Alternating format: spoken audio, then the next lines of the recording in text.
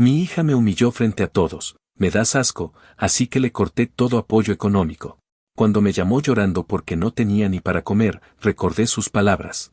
Mi hija siempre tuvo un carácter fuerte, pero con el tiempo se volvió algo más parecido a una superioridad absurda que yo, por pendejo y por amor de padre, nunca quise ver como el problema que realmente era. Desde que quedó huérfana siendo niña me dediqué a hacer todo lo que estuviera en mis manos para que no le faltara nada, trabajando horas extras y metiéndome en turnos que casi me dejaban dormido en el auto. Pero convencido de que era lo correcto. Cuando empezó la universidad, pensé que todo ese sacrificio finalmente estaba dando frutos. Entró confiada, decidida a estudiar administración, y yo me sentía orgulloso al verla moverse por el campus con esa seguridad que yo jamás tuve a su edad. El problema es que esa seguridad se transformó en algo torcido cuando empezó a juntarse con un grupo de estudiantes que venían de familias con dinero de verdad.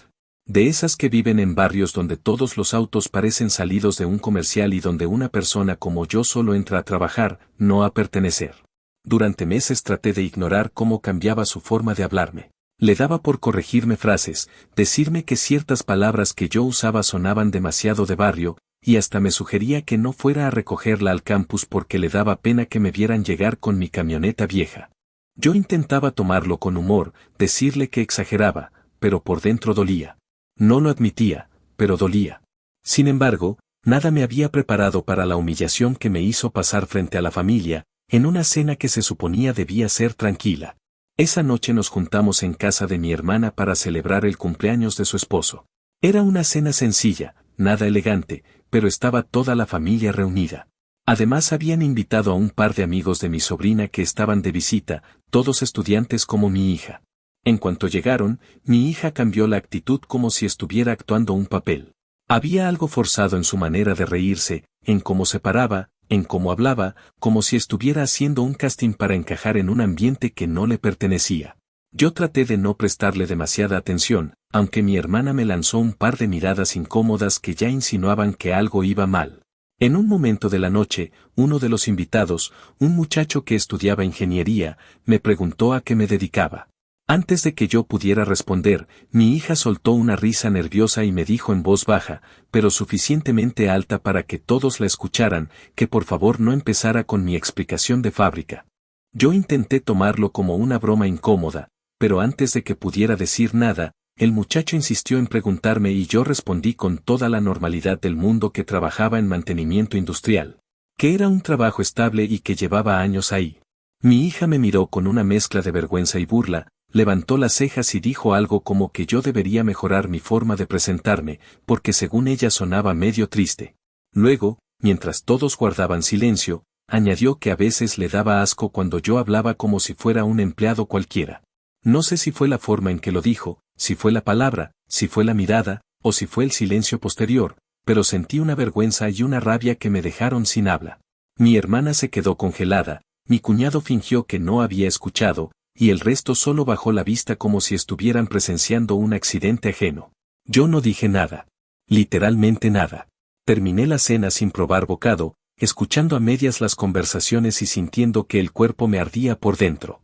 Cuando llegamos a casa, ella actuó como si nada hubiera pasado. Me dijo que necesitaba que le depositara la mitad de la renta al día siguiente, que tenía que renovar su plan del teléfono y que si podía por favor revisar el carro porque escuchaba un ruido raro.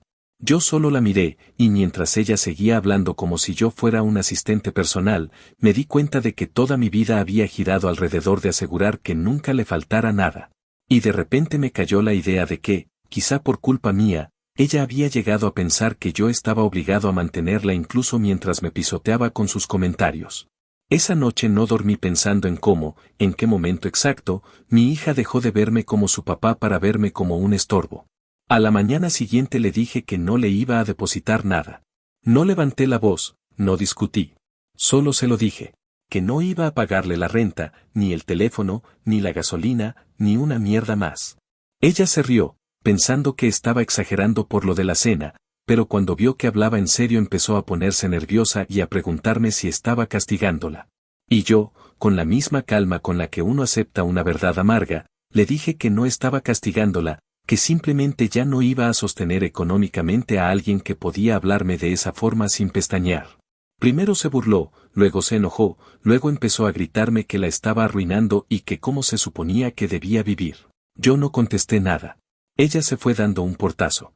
Yo me quedé sentado en la mesa viendo mi taza de café, pensando en que la vida a veces se ríe en tu cara, uno cree que está haciendo lo correcto por amor, sin darse cuenta de que también está criando a alguien incapaz de reconocer ese esfuerzo. 3 semanas después me llamó llorando, diciendo que no tenía dinero ni para comer. Y mientras escuchaba su voz rota al otro lado de la línea, lo único que recordé fue aquella frase suya frente a todos, que le daba asco cuando yo hablaba como un trabajador común. Y aunque una parte de mí quería correr a ayudarla, otra parte, la que finalmente despertó demasiado tarde, se preguntaba por qué carajos debería salvarla ahora. Actualización 1. Pasaron algunas semanas desde aquella llamada en la que mi hija me dijo llorando que no tenía dinero ni para comer, y aunque al principio me mantuve firme, con el paso de los días empecé a entender que lo que estaba ocurriendo no era solo una consecuencia económica, sino el derrumbe de toda una estructura que yo mismo había construido alrededor de ella durante años. No sentí culpa, pero sí una especie de desconcierto que me acompañaba a todas partes, porque por primera vez en su vida la estaba dejando enfrentarse al mundo sin mis muletas. El primer gran cambio vino cuando perdió el departamento. Cuando dejó de pagar su parte del alquiler, su compañera de cuarto intentó cubrirla los primeros días, convencida de que mi hija le iba a devolver el dinero en cuanto yo me calmara. Pero cuando se dio cuenta de que yo no iba a intervenir, dejó de sostenerla y le exigió que pagara lo que debía. Mi hija, sin tener de dónde sacar nada, empezó a pedir dinero a sus amigos de la universidad, pero terminó dándose de bruces contra la realidad de que no todos están dispuestos a ayudar cuando no les ofreces algo a cambio. Al principio logró quedarse un par de noches con una amiga, luego otra la recibió por un fin de semana, pero la buena voluntad duró poco. En menos tiempo del que ella esperaba, ya no tenía a nadie que quisiera cargar con alguien que no podía aportar y que, además, tenía una actitud que siempre fue más pesada que la situación misma. Un día recibí una llamada de mi hermana, que fue la primera en enterarse de que mi hija estaba prácticamente viviendo de sofá en sofá, intentando convencer a cualquier conocido de que la dejara dormir aunque fuera en el piso. Mi hermana me dijo que la había encontrado en un centro comercial, con una mochila a medio cerrar y una expresión que ella describió como una mezcla de cansancio, frustración y soberbia en caída libre. Según mi hermana, mi hija le aseguró que todo estaba bajo control, pero también le pidió que por favor la dejara quedarse esa noche. Mi hermana aceptó, aunque me advirtió que su paciencia no era eterna, sobre todo porque mi hija llegó con la misma actitud con la que siempre se había manejado, como si la responsabilidad fuera de los demás y no de ella. Aquella noche mi hermana se dio cuenta de que mi hija había estado comiéndose lo que encontraba, incluso comida que no se le había ofrecido, y que no mostraba ninguna señal de querer colaborar. Fue entonces cuando mi hermana me llamó, claramente afectada, y me dijo que entendía mis motivos, pero que estaba preocupada por cómo la situación estaba escalando. Yo escuché todo sin interrumpirla y aunque sentí un nudo en la garganta, me reafirmé en que no podía volver atrás después de tantos años de cargarla sin pedirle nada. Mi hermana insistió en que tal vez había llegado el momento de hablar con mi hija, pero yo sabía que hablar no servía de nada si ella no estaba dispuesta a escuchar. Durante años siempre fue igual, ante cualquier conversación seria, se hacía la víctima, se enojaba o me daba la espalda. Esta vez decidí que no iba a seguir el mismo juego. Mi hermana la mantuvo en su casa solo 2 días. El tercero le pidió que buscara otro lugar, porque ya había empezado a tratar a mi sobrina con la misma superioridad que usaba conmigo. Eso fue lo que terminó de colmar su paciencia. Mi hija salió de ahí con un enojo tan grande que llamó a mi cuñada y a su esposo para quejarse de mí, contándole solo la parte de la historia que le convenía. Mi cuñada me llamó furiosa, diciéndome que era insoportable ver cómo un padre podía dejar a su hija a la deriva, que yo estaba abusando de mi autoridad. Nunca le dije que su hijo, a los 15 años, trabajó durante un verano entero porque ella no quiso pagarle la ropa que necesitaba para la escuela, pero aún así se sentía con el derecho de darme sermones sobre crianza. La dejé hablar hasta que se quedó sin argumentos y luego le respondí con calma que mi hija era una adulta y que esa adultez incluía responsabilidad. Mi cuñada me acusó de ser frío, egoísta y de no tener corazón, pero lo cierto es que nunca fue ella quien se quedó sin dormir para cubrir gastos. Nunca fue ella quien renunció a cosas importantes para poder mantener a un hijo sola, nunca fue ella quien tuvo que decidir entre mis propias necesidades y las de mi hija. A mitad de ese caos, mi hija volvió a llamarme, esta vez sin insultos, pero con un tono desesperado. Me dijo que necesitaba que por favor al menos le pagara el teléfono porque lo habían cortado. Me contó que sus supuestos amigos ya no querían tener nada que ver con ella en cuanto se dieron cuenta de que no tenía cómo mantenerse, y que ese muchacho con el que salía, presumido y encantado de sí mismo, la había dejado prácticamente en la calle. Me dijo que no sabía qué hacer, que todo se le estaba viniendo encima y que solo necesitaba un poco de ayuda para volver a estabilizarse. Yo escuché todo, respiré hondo y le dije lo único que era verdad, que este era el precio de su propio comportamiento. Le dije que no se trataba de castigarla, sino de que asumiera por primera vez que el mundo no gira alrededor suyo. Ella se quedó callada varios segundos, como si no procesara lo que yo estaba diciendo, y luego empezó a llorar como cuando era niña, pero ya no con ese llanto que manipulaba, sino con uno que parecía salido del miedo real. Después de aquella llamada pasaron unos días en los que no supe nada de ella.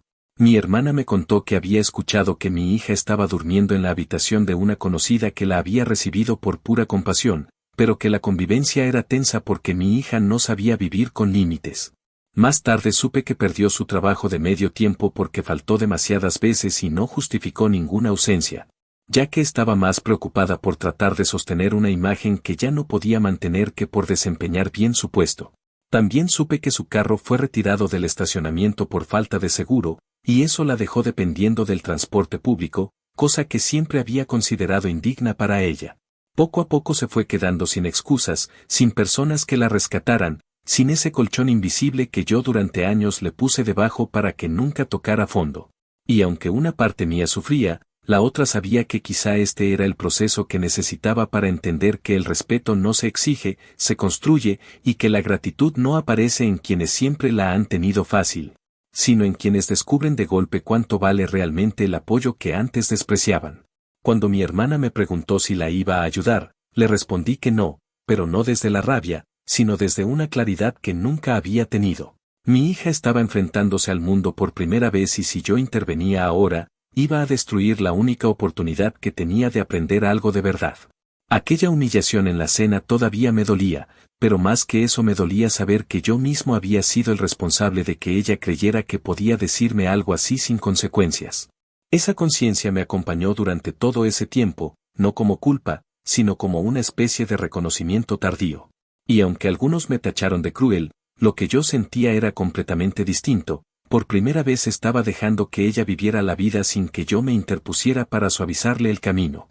Y aunque eso la estaba destrozando, también era lo único que podría llegar a salvarla. Actualización 2. Pasó un mes desde la última vez que mi hija me llamó llorando.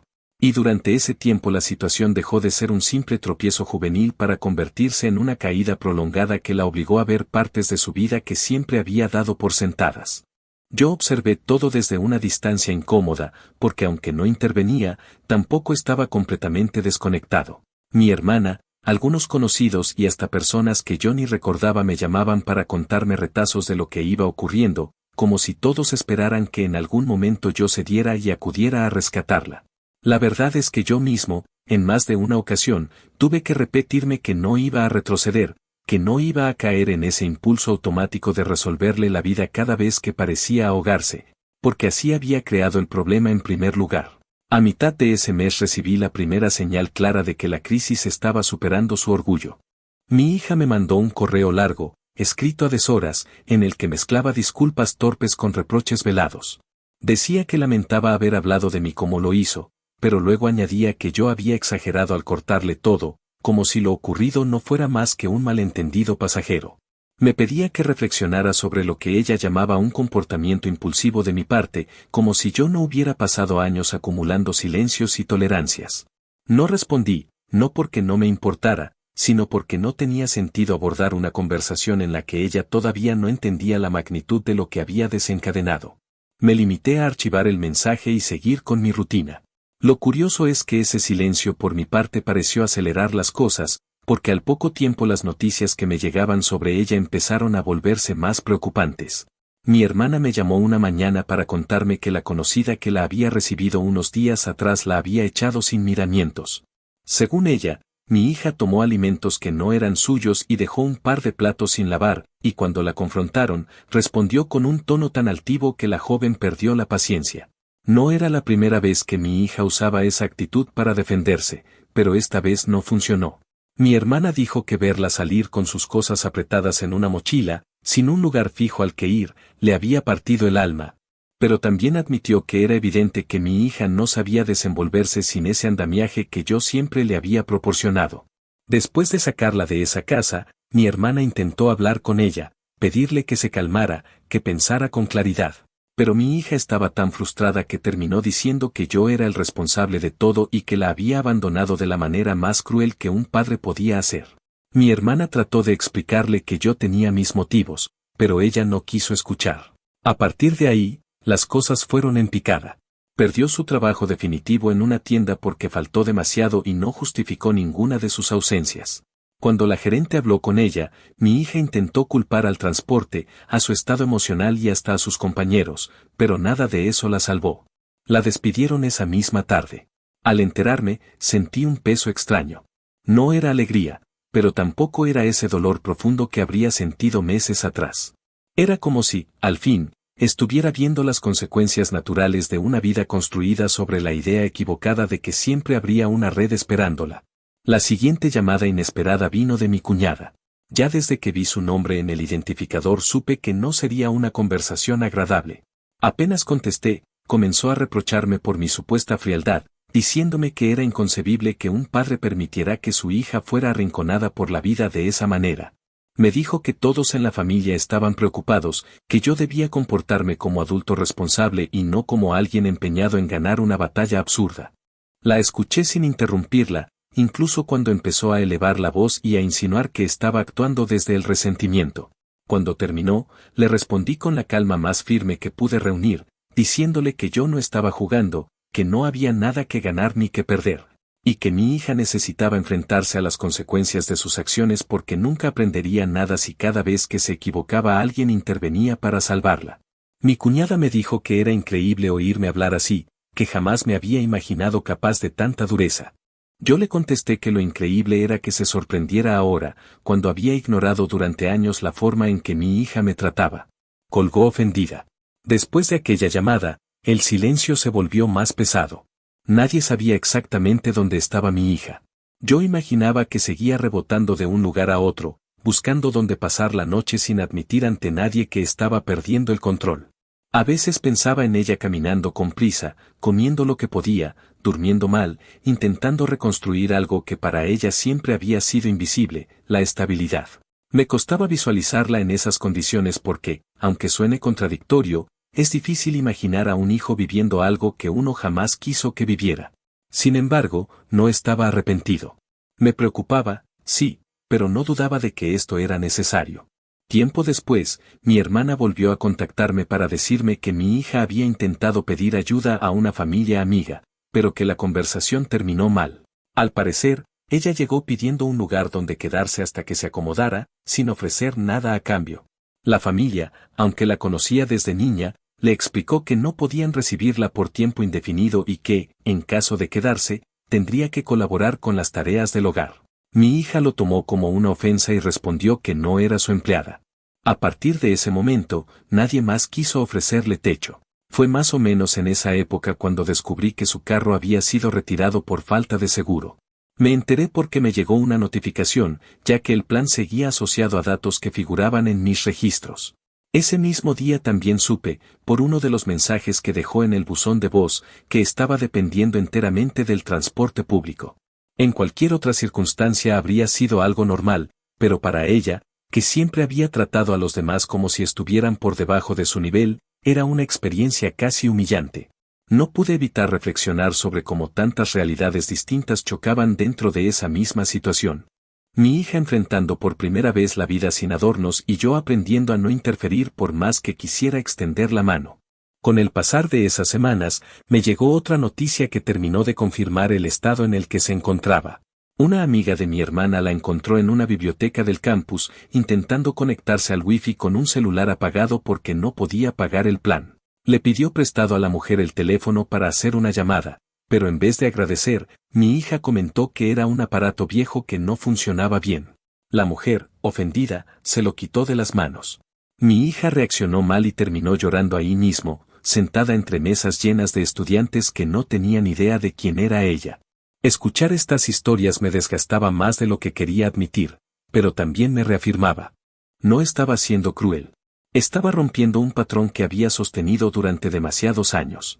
Mi hija había construido una identidad completa alrededor de la idea de que nunca tendría que enfrentar los aspectos incómodos de la vida, y todo porque yo, desde el día en que perdimos a su madre, había sentido que mi deber era mantenerle cada puerta abierta. Tal vez fue mi forma de compensar una pérdida que ninguno de los dos sabía manejar, pero ahora estaba frente a las consecuencias de esa misma decisión. Un día, cerca del final de ese mes, recibí otra llamada inesperada. Esta vez no era para reclamarme ni para pedirme que reconsiderara mi postura. Era mi hija. Su voz sonaba distinta, sin esa agresividad defensiva que solía usar. Me dijo que quería hablar conmigo, pero no para pedirme dinero. Quería hablar, así sin más. Dijo que necesitaba entender por qué estaba viviendo algo que en su cabeza parecía imposible. Yo acepté, aunque con cautela. Cuando colgué, me quedé sentado largo rato, mirando el espacio vacío de la mesa, preguntándome si esta conversación sería otro intento suyo de manipulación o si por fin estaba llegando a ese punto donde uno deja de empujar al mundo y empieza a escucharlo. No sabía qué me esperaba, pero intuía que algo estaba empezando a cambiar, no solo en ella, sino también en mí. Y lo curioso es que, llegado ese punto, ya no sentía miedo de lo que viniera. Sentía una especie de cansancio sereno, la sensación de que, por primera vez en mucho tiempo, estábamos ambos parados frente a la verdad en vez de seguir escondiéndonos detrás de pretextos. Estaba listo para escucharla, pero más aún, estaba listo para no salvarla. Porque por primera vez entendí que dejarla caer no era abandono, sino la única forma de permitirle aprender a ponerse de pie. Actualización final. Habían pasado algunas semanas desde aquella última llamada en la que mi hija, por primera vez en muchos meses, habló sin exaltarse, sin exigencias y sin ese aire de superioridad que siempre había usado como escudo. Durante ese tiempo, mientras yo seguía con mi rutina diaria, me costaba no pensar en qué rumbo estaría tomando su vida. No porque quisiera volver a sostenerla, sino porque algo en su voz me había dejado claro que ya no se encontraba en el mismo punto en el que estaba cuando empezó toda esta situación. Yo no sabía si la conversación que quería tener conmigo sería un intento más de manipularme o si de verdad estaba lista para enfrentar la realidad que tanto había evitado. Pero lo cierto es que, por primera vez desde aquel día de la cena, me sentí dispuesto a escucharla sin que eso significara ceder. Aceptó encontrarse conmigo en un café cercano a la universidad. Llegué un poco antes para tomar un respiro. Cuando la vi entrar, noté de inmediato que algo en ella había cambiado, no en su apariencia física, sino en la manera en que caminaba y en cómo miraba alrededor. Ya no había ese aire de seguridad exagerada que antes parecía cargado más de arrogancia que de verdadera confianza. Se veía cansada, pero no derrotada, y aunque aún conservaba algo de ese orgullo que siempre la caracterizó, ya no parecía sostenido por la fantasía de que el mundo estaba obligado a aplaudirle. Se sentó frente a mí con cierta torpeza, como si no estuviera segura de qué postura era la correcta para ese momento. Yo esperaba algún tipo de explosión emocional, alguna queja, algún reproche, pero en lugar de eso se quedó en silencio unos segundos, respirando hondo. Cuando habló, lo hizo con una seriedad que no le conocía. Me contó que, durante las últimas semanas, había enfrentado la realidad de que nadie estaba obligado a sostenerla, que la ayuda que le daban siempre era temporal y condicionada, y que había tenido que aprender a callarse cuando algo no le gustaba, porque abrir la boca en el tono equivocado significaba perder un techo o un plato de comida. Dijo que le había costado aceptar que su comportamiento no solo había alejado a sus amigos, sino que había dejado claro que ella no sabía vivir sin un respaldo constante, ese respaldo que yo, durante tantos años, le había proporcionado sin cuestionar. No me responsabilizó de su caída, aunque reconoció que yo siempre había sido demasiado permisivo con ella y que, ahora que lo pensaba con claridad, había confundido mis sacrificios con obligaciones. Me dijo que, cuando perdió su trabajo y luego su carro, sintió una especie de vacío que la dejó paralizada. Pero que también fue ese mismo vacío el que la obligó a ver que no tenía herramientas reales para enfrentarse al mundo.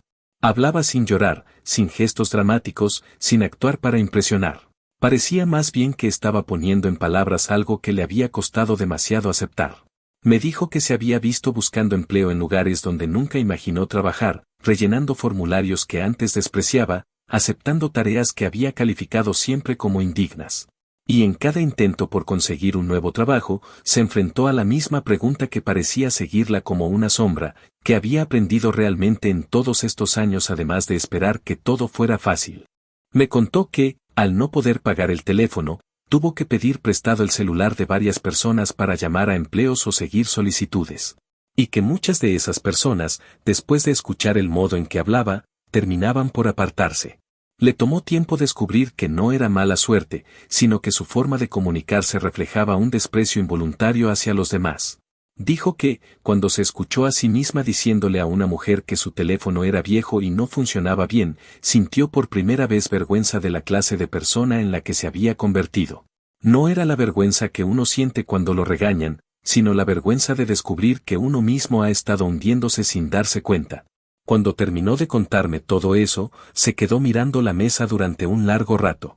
Luego levantó la mirada y me dijo, sin rodeos, que entendía por qué tomé la decisión de cortarle todo apoyo. Me dijo que, aunque al principio pensó que yo lo hacía para castigarla, ahora comprendía que no se trataba de eso, sino de poner un límite que debía haber puesto mucho antes. Me confesó que, durante aquellos días en los que tuvo que dormir en sofás ajenos o quedarse horas en lugares públicos para tener donde estar, pensó en mí más de una vez, no para culparme, sino para intentar recordar en qué momento dejó de verme como una figura de respeto y comenzó a verme como a alguien inferior. Dijo que no tenía una respuesta clara, pero que sospechaba que había empezado a ocurrir cuando yo, intentando protegerla de todo, la acostumbré a no esforzarse por nada. La conversación se volvió más profunda de lo que imaginé posible. Me preguntó si yo había sentido rencor hacia ella. Le dije que no era rencor, que lo que yo había sentido era cansancio.